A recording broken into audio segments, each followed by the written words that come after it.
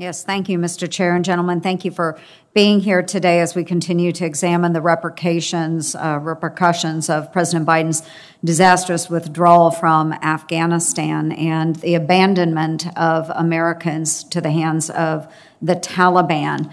Mr. Call, Dr. Call, is it true that President Biden said we wouldn't leave when there were Americans left behind? We have not left Americans behind. They continue to get out. We left Americans behind. We did not leave Americans behind. They continue to get out. Did the DOD, you represent the DOD, Dr. Call, did the DOD leave before all Americans were out? It was the consensus judgment that leaving on August 31st was the best way to continue. So the DOD, General Mingus, did our soldiers leave before all Americans were out? Yes, ma'am. The last airplane left the evening of the 30th, morning of the 31st of August. Thank you for your straightforward answer, General Mingus. Dr. Call, is there more or less risk of terror attacks against Americans and American interests because of the precipitous withdrawal of American military capability from the region?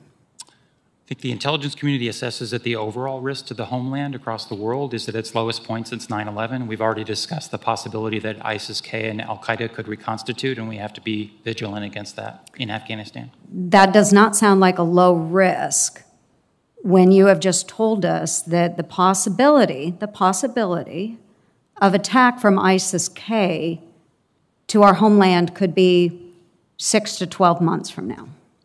The intelligence community assesses they could build that capability. We need to be vigilant in disrupting that. So it doesn't sound like low risk. So, Dr. Call, what threat assessments did you use for planning the security environment that would occur after the U.S. withdrawal? What assessments?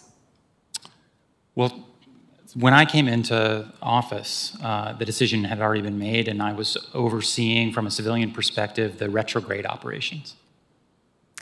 Yes, I understand. You informed me the last time in a closed session that you were busy sitting on the couch, so you weren't paying attention to those assessments, which I disagreed with because I do believe that in a position such as yours, you should absolutely be keeping up with various assessments, especially as we're pulling out our military troops, leaving Americans and SIV holders behind.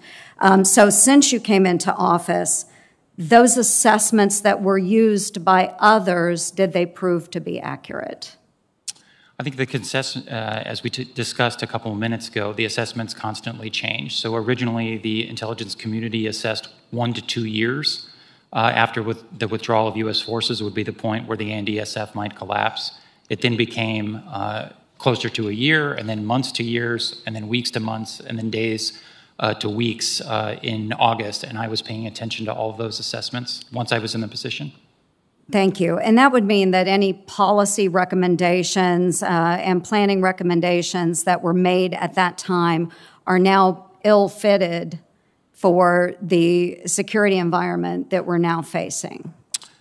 We were posturing to an over-the-horizon posture even before the ANDSF collapsed. Obviously, the ANDSF collapse makes that mission harder, but hard is not impossible.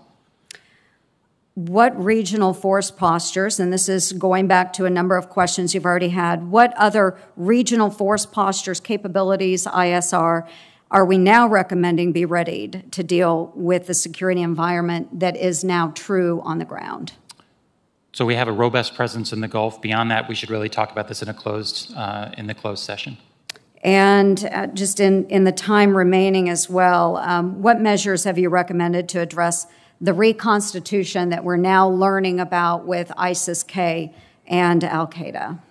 Well, I think we need to remain vigilant against that threat and collecting intelligence, and we can talk about exactly how we're doing that in the closed session. But we also need to build out more capability, so it's not just reliant on the facilities we have in the Arabian Gulf.